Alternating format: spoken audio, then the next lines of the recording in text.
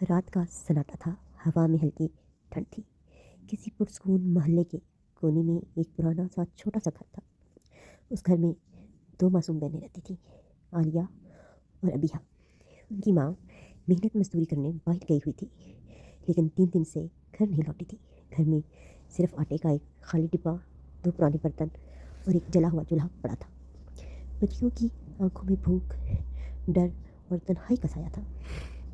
عالیہ نے آسمان کی طرف دیکھ کر کہا، امی مجھے بھوک لگی ہے، پلیز واپس آ جائیں۔ ابیہا نے اس کا ہاتھ پکڑ کر کہا، اللہ سے دعا کرو، اللہ سنتا ہے، شاید آج مجھ سا ہو جائے۔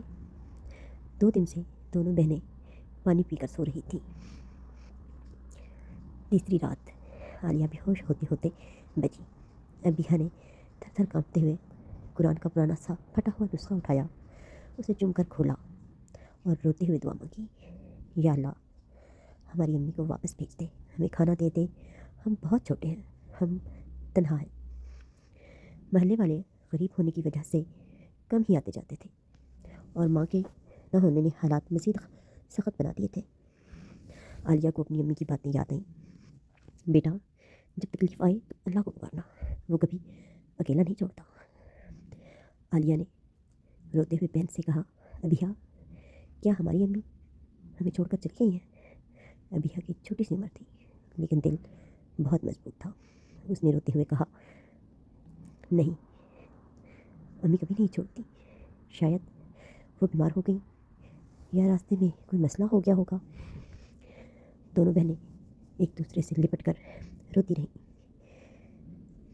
امی کے جانے کے بعد ایک دفعہ 2 رشتے دار آئے تھے۔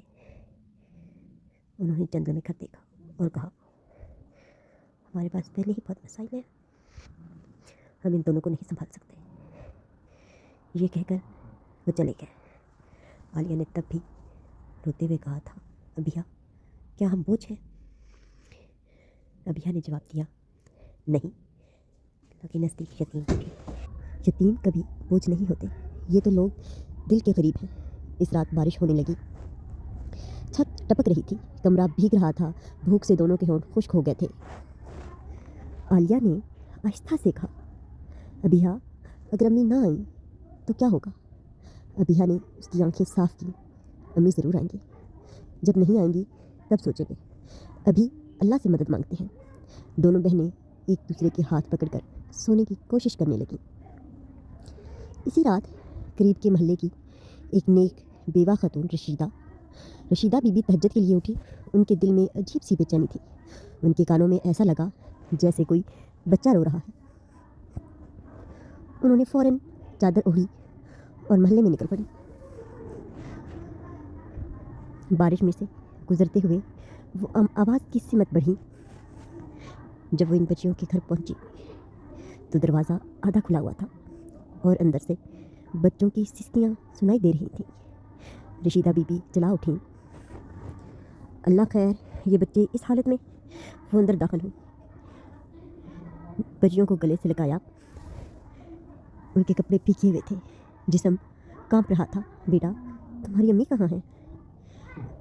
ابیہا نے کمزور آواز میں کہا، 3 دن سے نہیں آئیں، ہمیں بھوک لگی ہے۔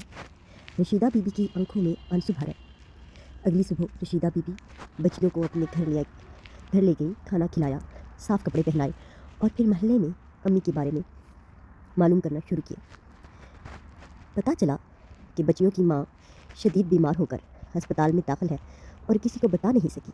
رشیدہ بی بی فوراً ہسپتال پہنچی، وہاں بچیوں کی ماں کمزور حالت میں پڑی تھی۔ بچیوں کو دیکھ کر اس نے روتے ہوئے کہا، اللہ میں مر ہی جاتی تو یہ بچے کہاں جاتے؟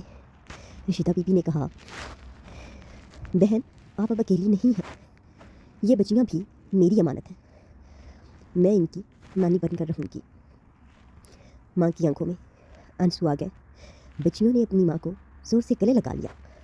اسی لمحے عالیہ نے کہا، امی میں نے اللہ سے کہا تھا مجھے بھوک لگی ہے، آپ واپس آ جائیں۔ دیکھیں اللہ نے ہماری آواز سن لی۔ یتیم کا دل توڑنا، اس کو نظر انداز کرنا، اس پر ظلم کرنا اللہ کے غضب کو دعوت دیتا ہے، اور یتیم کی مدد کرنا इंसान के लिए दुनिया और आखिरत दोनों में कामयाबी का ज़रिया बनता है। अल्लाह हम सबको यतीमों के चेहरों पर मुस्कुराहट लाने वाला बनाए। आमीन।